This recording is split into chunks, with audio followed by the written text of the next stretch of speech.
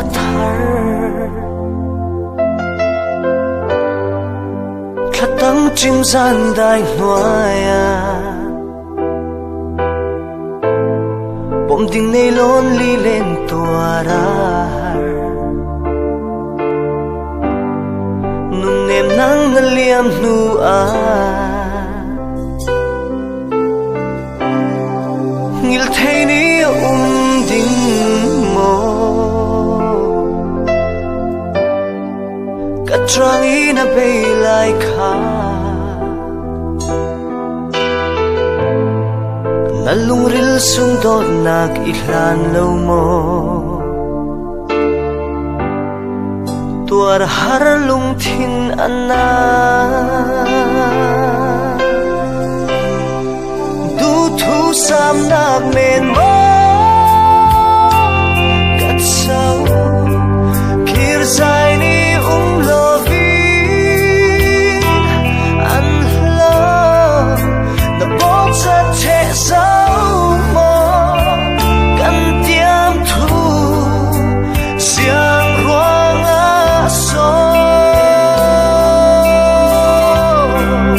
khatang san mang bang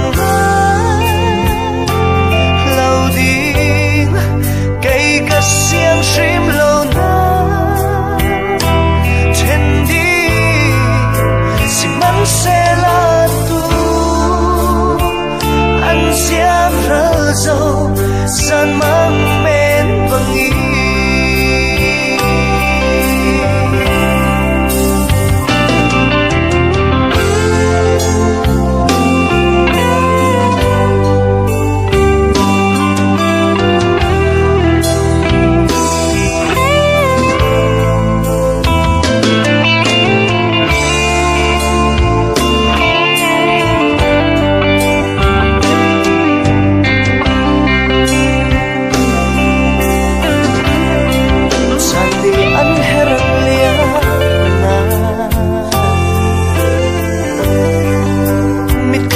chung adang lo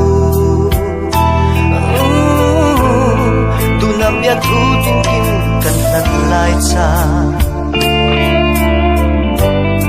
atua chung khoya an hlau như thấy ni ding mo ka trang in a bay lai kha na lung ril sung dot nak ihlan lo mo tuar har lung thin anna tu thu sam nak men mo kan sau kir sai ni lo vi an lo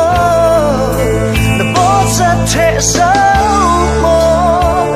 an thoan thu siang ruang a so khatang san mang bang na lâu đi cây ka siang shrim lo na chen đi si man se la tu an siang ra zo san mang men bang i du thu sam nak men mo kat sa kir sai ni lo vi na bo cha the sau mo kan thoan thu siang ruang a so khatang san mang bang na lâu đi cây ka siang shrim lo na chen đi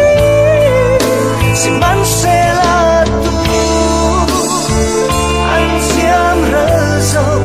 san mang men bang i si man se la tu an siam ra zo gian mang men bằng ý